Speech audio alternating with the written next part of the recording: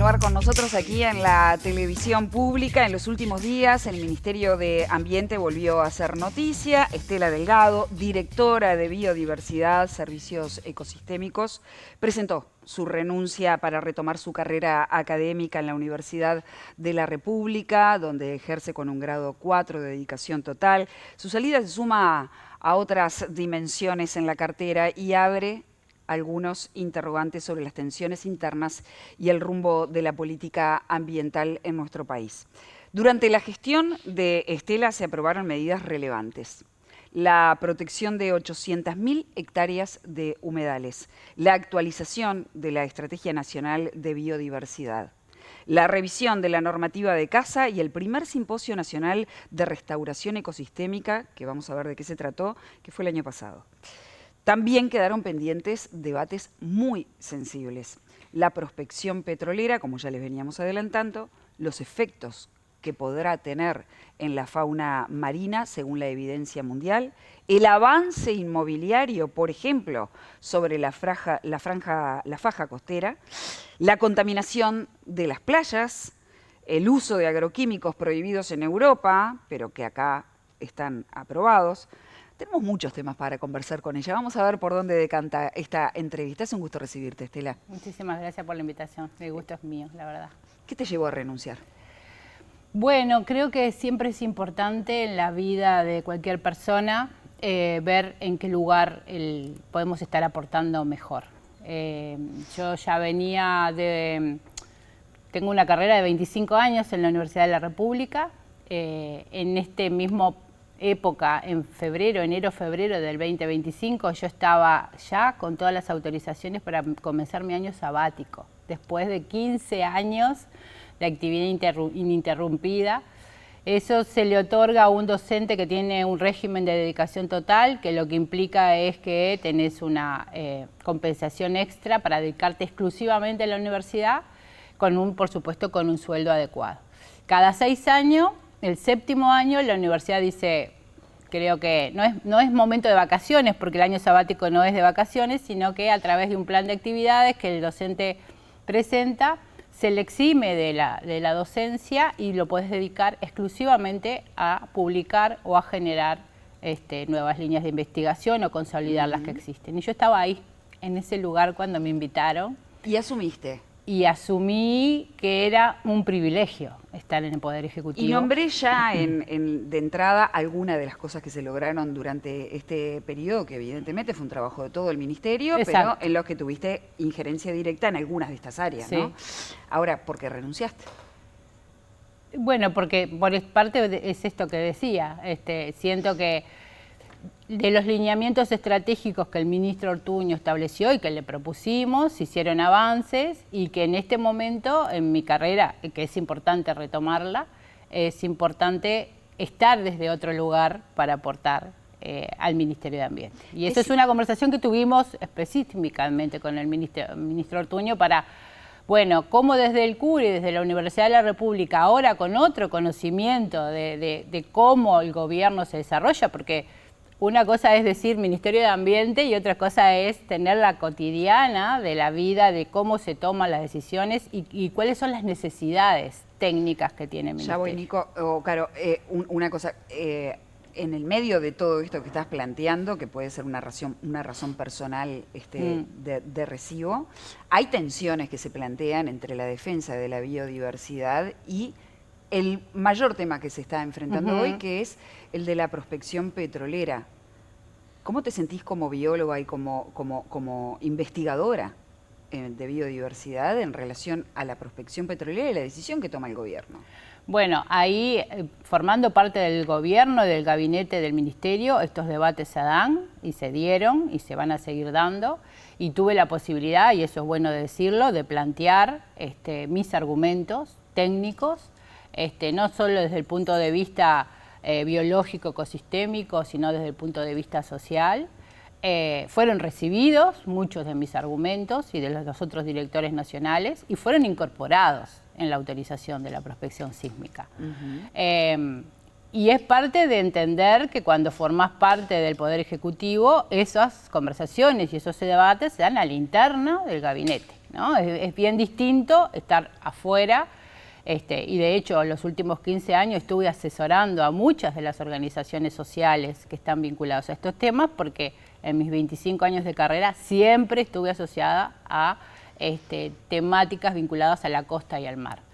O sea que en ese sentido, yo siento satisfacción en poder haber incidido en la cuota parte que me corresponde y que me correspondía. Sobre ¿Es haber todo, incidido o haber dejado claro tu punto de vista? Yo considero que incidí Por ejemplo, justamente en la rigurosidad de las recomendaciones que se hacen a las empresas, en las exigencias que se aumentaron. Eso es real. Uruguay aumentó las exigencias frente a la prospección sísmica. Yo creo que hay un debate de fondo que es distinto y que es más profundo, es Uruguay tiene que extraer petróleo o no. Pero la prospección sísmica, luego que hay una decisión país de extracción de petróleo, está sobre la mesa, ¿no? Y vos te paras del lado de los que Uruguay no debería profundizar en la prospección. Yo no, desde el punto de vista de la academia, nunca la propondría, justamente porque, pero como otras actividades, ¿no? Digo, todas las actividades productivas que Uruguay desarrolla generan impactos. Digo, eso es parte de lo que tenemos que tener en cuenta y por eso la prospección sísmica tiene este nivel de control, porque el impacto es alto y eso es innegable, ¿no? El propio Ministerio de Ambiente no lo niega. Y después creo que lo otro importante, y saliendo de los extremos, ¿no? Hay que salir como de esa dicotomía extrema de un lado o del otro, que se puede caminar por ese degradé intermedio y es la necesaria planificación del mar territorial que tiene Uruguay. Entonces, ¿a qué voy con esto? Ahí hay un concepto que es la planificación espacial marina, que es, bueno, donde sí, en todo caso, si Uruguay decide extraer petróleo, se puede, y donde no. Y ahí hicimos mucho hincapié y debo reconocer el apoyo del ministro y además también que el ministro promovió este proceso y es el de designar la primer área marina protegida, que es el área del talud continental. ¿Eso qué implica? Que bueno, que dentro de los límites del área no puede haber extracción de petróleo. Hay actividades que están prohibidas, hay otras que están reguladas y hay algunas que están prohibidas. Decía que desde el punto de vista académico se opuso a la búsqueda de petróleo en el mar territorial. Integrando el gabinete, ¿también lo planteó en esos términos? ¿Demos la batalla para frenar esto o que no llegue esto? Desde el punto de vista académico todavía no estaba instalada cuando estaba afuera esto, pero sí estuve promoviendo. Vos podés pararte como de distintos lugares. Podés pararte de un lugar de denuncia o te podés parar de un lugar de aportar conocimiento para que las organizaciones y la población tome decisiones. Bien, pero ese es el lugar en el que yo me paro, pero siempre. Cuando estaba dentro del gobierno, dentro del Ministerio de Ambiente, allí planteó al ministro, demos la batalla para que no haya búsqueda de petróleo en Uruguay. Adentro del gabinete, por eso, se esgrimen los distintos argumentos técnicos de los distintos lugares. Mi competencia dentro del ministerio era la conservación de la biodiversidad, por lo tanto yo tenía que manifestar cuáles eran los elementos para esa protección. ¿Y eso incidió en que usted diera un paso al costado, en que finalmente el ministerio lo autorizara? No, porque eso era algo que yo ya sabía que iba a suceder. Al revés, creo que lo que yo buscaba era estar y mostrar esta otra cara importante a ser considerada. Claro, y de hecho trabajamos mucho junto con la DINASEA, que es la Dirección Nacional de Calidad e Impacto Ambiental, que es la que en definitiva da la autorización, luego con la firma del ministro, y se trabajó mancomunadamente. Entonces, frente a un escenario de ya por los contratos firmados de una sísmica que estaba sobre la mesa, dar las mayores garantías fue mi función. Y que hablemos ahora de esas medidas que se toman para mitigar el impacto de la prospección, ¿no? Se habla, por ejemplo, de no hacer prospección en un radio de, creo que son 500 metros de donde hay animales. Sí, bueno, los números, no, creo que son más, 1000, ¿no? 1000 metros, ahí está. Metros. ¿Eso es suficiente o qué otras medidas, además de esas, deberían implementarse? Bueno, hay otras que son para mí fundamentales, que también eso fue un trabajo que a través del diálogo con las organizaciones yo traté de transmitir, y es la presencia de observadores a bordo, ¿no? Los observadores deben ser personas muy calificadas. De hecho, bueno, pasaba que no, como yo no estoy de acuerdo, nos decían con la prospección, entonces no queremos ocupar esos lugares.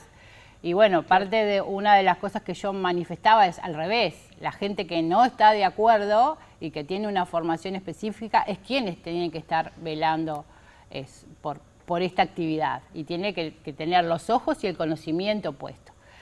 Parte de lo que nosotros en ese momento como Dinavice exhortábamos es a recopilar información. Es un momento crucial para recopilar información, porque no sabemos si no van a venir otras. Entonces, tener información, hay que poder tener una información de base para comparar, si no, como Poder Ejecutivo no tenés la información disponible para hacer esa comparación. Así que la observadora a bordo y la recopilación de datos, el registro, la sistematización y el análisis es fundamental, ¿no? En un escenario en el que, vuelvo a decir, los contratos para la prospección estaban firmados por ANCAP. Tengo la percepción, corregime, que lo que se estaría protegiendo, bueno, son cardúmenes, cetáceos. ¿Qué pasa con los moluscos? ¿Qué pasa con...? Hay una gran biodiversidad, y este tipo de explosiones marinas pueden afectar el comportamiento de estos animales, desplazarlos, incluso matarlos. Entonces, ¿qué grado de especificidad se le va a dar a estos controles que pudiste mechar dentro de la normativa? Bueno, hay también distintas medidas que obliga a la empresa a hacer los monitoreos de moluscos, por ejemplo. Las empresas petroleras tienen que contratar consultores o consultoras si no tienen las capacidades internas para hacer esos monitoreos durante y después de que se realiza la prospección. ¿Y crees, Estela, que las medidas que pudiste mechar en la normativa, que pudieron mechar en la normativa, pueden hacer que nuestro fondo marino salga lo más ileso posible? Yo creo que sí. Yo creo que sí, porque también hay una cuestión que es importante que a veces desde los colectivos sociales es difícil entender. Cuando tú estás en el Poder Ejecutivo, tiene que ser información científica, publicada y corroborada. No podés trabajar sobre el supuesto de... Eso es bastante difícil de entender, porque el que conoce los ecosistemas y conoce la conectividad y conoce cómo se dan los procesos oceánicos, es factible, es alta probabilidad, tú puedes decir, pero tú sabes que hay una alta probabilidad de afectación, es verdad. El tema es que el impacto existe y eso no lo podemos negar. Entonces, en este escenario, que no había pasado en otro momento cuando Uruguay ya había hecho este intento, vamos a registrarlo y lo vamos a medir y lo vamos a ver, con datos reales, concretos, científicos, con análisis estadístico de lo que está pasando. Y eso es una herramienta fundamental para cualquier gobierno. Como país es importante.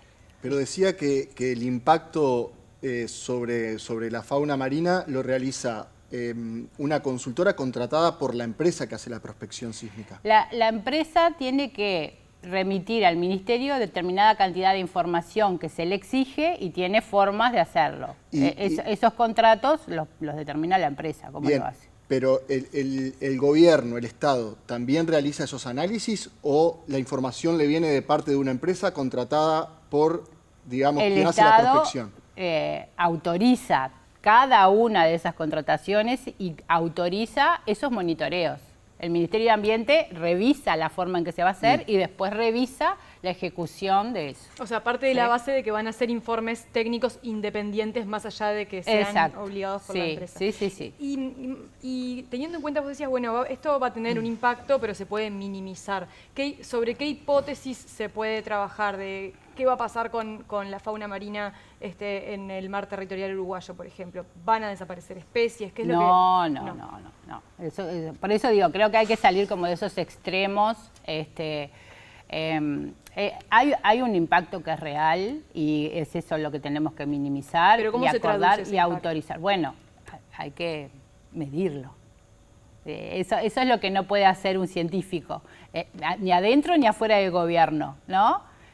Teorizar sobre, hay que medirlo y tener los datos concretos de lo que está pasando. Estela, vuelvo al punto de Nicolás, que me parece una perspectiva interesante. Es decir, el Ministerio autoriza el procedimiento de impacto, de cálculo de impacto, no sé cuál es la terminología exacta. Estudio de impacto. El estudio de impacto. Entonces, el Ministerio autoriza eso. Ahora, siguen siendo privados los que están haciendo la observación. Sí. Bueno, no porque la normativa lo establece así. De cualquier manera, todo esto es revisado por el Estado. O sea, no hay nada que la empresa pueda desarrollar sin la previa autorización. Pero ¿y cómo se asegura que no hay manipulación de datos a favor de la empresa? Por los observadores de a bordo.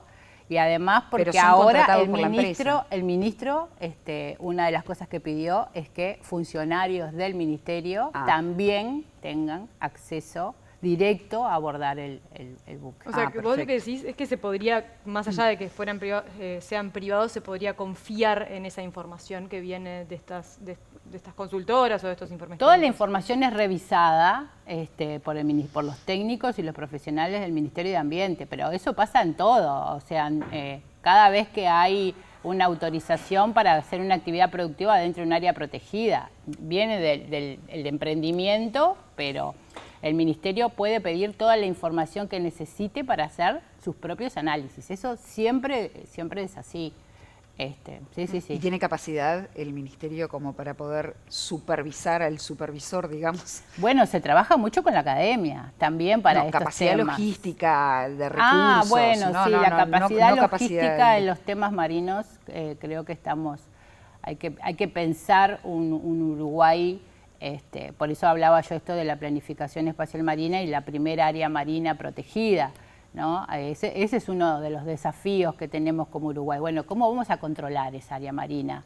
Si ahora en pocos meses se pone en manifiesto, se llega a la audiencia pública, Uruguay finalmente ingresa al Sistema Nacional de Áreas Protegidas, ahí ya tenemos por delante un nuevo desafío, ¿no? Y ahí la cooperación interinstitucional es fundamental, con el Ministerio de Defensa, con la Armada, eso ya se viene trabajando, eso es un camino que se ha recorrido, que tratamos de profundizar en este año de gestión y que es necesario, pero también para las otras áreas protegidas, ¿no? Con el Ministerio del Interior, la Dirección Nacional de Seguridad Rural, con la Dirección Nacional hasta de Bomberos, que me quedó pendiente una reunión con la Directora Nacional para las áreas protegidas territoriales, la Interpol, porque todos los que son los temas de tráfico de especies, la Interpol es fundamental y ahí el respaldo al Ministerio de Ambiente y el trabajo en conjunto es importante. Entonces, a veces no es solo pensar en más recursos, sino es cómo los que ya tenemos los interconectamos y sumamos sinergias para... Bueno, hubo un evento de una exportación clandestina de arañas, ¿no? Hace mucho, ¿no? Todo, la gente se ingenia para... Ahora venía en el taxi y me comentaba que alguien estaba vendiendo también cosas no voy a nombrar por dónde, pero las especies nativas son foco justamente de ventas ilegales. Además del avistamiento de especies marinas y frenar, digamos, el trabajo cuando están allí cerca y de que técnicos vayan en las embarcaciones, ¿qué otras medidas se tomaron para mitigar el impacto? Bueno, el tema de los varamientos, que no es menor, o sea, que lleguen los animales a la costa. Hay un grupo de trabajo de consolidar ese grupo, porque también hay relatos, bueno, esto va a provocar un aumento de los varamientos. Bueno, una de las cosas que tenemos que ver es si hay una correlación real con eso.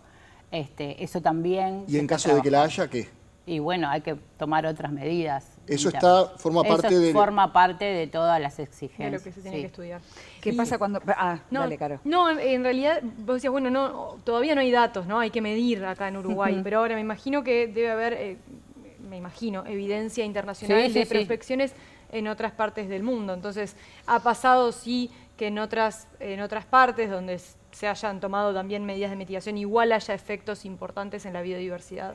Se toman de otras partes la medida que es extrapolable a la nuestra. Por ejemplo, otra de las cosas que se toma en cuenta son los periodos reproductivos, ¿no? En qué fechas del año suceden los apareamientos o la depositación de huevos o que están las crías más. Todo eso se tuvo en cuenta. Eso es extrapolable si los estudios son en países donde tenemos las mismas condiciones de país templado con las mismas condiciones, si no, no son extrapolables. Pero hay un concepto atrás de eso que es cuidemos el periodo reproductivo porque es esencial para la propagación de la especie y las nuevas generaciones y eso también se tuvo en cuenta. Decime, y en caso de que la empresa incumpla, de profeso o no, pero bueno, pasó algo, el daño ambiental está hecho. ¿Están previstos, desde el punto de vista punitivo, qué es lo que está previsto? Porque... Bueno, ahí es parte, la verdad que es la DINASEA, porque la DINAVICE, la Dirección Nacional de Biodiversidad, lo que hace es asesorar sobre todas esas líneas de base e información científica que aporta, aunque también la Dirección Nacional de Impacto Ambiental, las tiene, pero la que tiene la competencia para los incumplimientos la tendrías que preguntar a Alejandro Nario. Y desde el punto de vista de la rehabilitación de ese ecosistema dañado. Bueno, ahí nos toca a nosotros también. Sí. En ese caso, ¿qué es lo que se prevé? Que la empresa... Creo que, bueno, sí, primero que tiene que ver, todas estas condiciones las tiene que, las exigencias las tiene que cumplir, eso sin duda. Supongo que ahí también puede tocar algo de los contratos, pero no lo tengo claro cómo para contestarte con certeza con respecto a eso. Bien. Ya yendo como un plano más general, ¿Uruguay cuida su biodiversidad desde el Estado? Sí, bueno, por varias razones lo tenemos que hacer. Primero, como país ratificamos la Convención Internacional de Biodiversidad, que tiene 23 metas, y tenemos nuestra Estrategia Nacional de Biodiversidad, que es parte de lo que se va a estar consolidando ahora en poco tiempo. Pero después, eso es el deber ser, ¿no? Y tenemos 22 áreas protegidas en el Sistema Nacional de Áreas Protegidas, y tenemos 3 que están en proceso de ingreso, la que estaría protegiendo la cuenca del arroyo Casupá, en este proyecto que tiene el gobierno. Punta Ballena, que ha sido un caso emblemático porque ha tomado prensa y porque ha trascendido la frontera de Uruguay, y bueno, y el área marina del Talud. Pero vos decías, es nuestro deber ser, pero ¿cómo está si uno lo mira? Ya bueno, pero caso, como que me decís, lo que quería decir que de esas 22, el porcentaje de territorio es un 1%, ahora con estas 3 aumentaríamos, tendríamos que llegar a un 30%, esa es la realidad. ¿Y estamos en un 1 y algo. El tema es que igual en esas áreas protegidas están los mayores ecosistemas representados y la mayor cantidad de especies prioritarias y vulnerables. Para avanzar en la protección necesitamos recursos humanos y eso es importante ponerlo sobre la mesa. O sea, las áreas protegidas no se gestionan solas, se gestionan con personas que tienen que estar con una formación idónea, específica, y esos son los guardaparques y los directores de área, ¿no? Entonces, avanzar hacia la protección de la biodiversidad también implica eso, y también implica romper un poco la dicotomía, sin pensar solo en las áreas protegidas, romper un poco esa dicotomía de si conservo, no produzco, ¿no? Esto de la bifurcación entre la producción y la conservación. Entonces parece que nos colocamos en 2 extremos, los conservacionistas y los productivistas, y hay como un divorcio. Esa tensión siempre está. Esa tensión está y no es real, porque en realidad podemos ir por un camino de uso de la biodiversidad, de uso sostenible de la biodiversidad. De hecho, ahí sí que está demostrado que los ecosistemas más biodiversos son los más productivos, por lo tanto, cuidar esto, cuidar el ecosistema con sus funciones y sus procesos hace que después, incluso el mar territorial, ¿no? Claro. Si lo cuidamos y podemos hacer un uso productivo, te pongo un ejemplo racional y planificado. De esa tensión. A ver qué me decís. Productores rurales entienden que el pastizal es una mugre. Desde el punto de vista de la ciencia y la investigación, dice que el pastizal es el refugio de un montón de especies de insectos que ayudan a la polinización. Exacto. Y por eso también terminan redundando con la polinización en la buena Total. producción agrícola. Es así, básicamente, explicado de manera escolar. Sí, sí. Sin embargo, se podan hectáreas y hectáreas y hectáreas de pastizal. ¿Qué debiera hacerse? ¿Debieran hacerse zonas buffer para proteger? ¿Cuál es el plan? Es muy bueno que traigas el tema porque este año es el Año Internacional de los Pastizales y eso es una de las cosas que creo que es como un trabajo de hormiga. Ya se viene trabajando, pero hay que multiplicarlo. Con el Ministerio de Ganadería, Agricultura y Pesca estuvimos trabajando mucho con otras direcciones, la Dirección Nacional de Recursos Naturales, la Dirección General Forestal, la Dirección General de Servicios Agrícolas. Empezar a mostrar que los pastizales sin duda son los ecosistemas más extensos y más biodiversos que tiene el Uruguay. Mostrar que se puede hacer un uso productivo y sustentable de los pastizales al mismo tiempo que conservarlo es parte de lo que se viene trabajando. El Ministerio de Ambiente trabaja hace bastante tiempo ya con el Plan Agropecuario, con el Instituto de Colonización. Es como llegar a pequeños productores. Y eso es también un trabajo de educación ambiental. No hay fórmulas mágicas. Esta es su primera entrevista después de renunciar al Ministerio de Ambiente como directora de Biodiversidad. Le agradecemos que esté acá en Cinco Sentidos. Y decía que en su gestión logró avances, que se incorporaron algunos de sus argumentos en las condiciones ambientales que estableció Uruguay para la prospección sísmica. ¿Qué quedó en el debe? ¿Qué le hubiese gustado que se incorporara y no fue incorporado? ¿O qué le parece a usted que debería hacerse mejor, que no se está haciendo? No, en la prospección todo lo que fue posible incorporar, por eso digo, en un escenario de prospección sí se incorporó. ¿Y qué no fue posible incorporar? Lo que está en el debe es el área marina, que está ahí, quedó a punto. El área marina del talud, por eso yo insisto en esto, porque en el orden lógico de las cosas, el área marina y la planificación espacial marina debió haber sido previo. Entonces, luego que vos establecés cuáles son las áreas prioritarias para la conservación, ahora decís, bueno, acá voy a tener pesca, acá voy a poner los cables submarinos, acá voy a hacer extracción de petróleo, ¿no? Por el derrotero, pero eso ha sido en el Uruguay siempre, porque tampoco la planificación territorial continental tampoco es así. En los países sudamericanos no ha sido así. Entonces esa historia no la podemos borrar. Y porque venimos de una historia de colonización en la que se llega a utilizar los recursos naturales de América. Se mantiene esa historia de colonización. Entonces, bueno, eso es parte de una historia que hay que empezar a reescribir. Y ahí quiero traer algo que para mí es muy importante y que quedó un poco en el tintero, pero quedó planteado al ministro, la incorporación de los saberes tradicionales, indígenas, por ejemplo, en la conservación de la biodiversidad, ¿no? Y ahí, ¿por qué traigo esto? Primero porque los indígenas parece que en Uruguay desaparecieron y ya ahí tenemos información también desde la antropología que nos acerca a que esas civilizaciones existían mucho antes y que hacían un uso diferente de los recursos. Entonces, poder incorporar al conocimiento científico esos saberes tradicionales de la tradición indígena, repito, porque también la tradición se vincula con el gaucho, ¿no? ¿Y qué cabida tuvo ese planteo en el Ministerio? Fue interesante, les pareció interesante al ministro en particular y además es parte de lo que Uruguay tiene que, en este año que se va a dar la Convención Internacional de Biodiversidad, tiene que empezar a pensar y a decir como país cómo va a incorporar las comunidades indígenas a su gestión. ¿Te recibimos en breve? Sí, para nosotros sería yo un encantada de Dale. muchas cosas podemos Me encanta hablar. conversar contigo. Nos Un vemos gusto. en breve. Gracias por esta, como bien remarcaba Nico, la primera entrevista desde que no estás en el Ministerio, con una perspectiva quizás un poco más aireada, menos institucional. Muchas gracias. Gracias. Nos vamos a una tanda.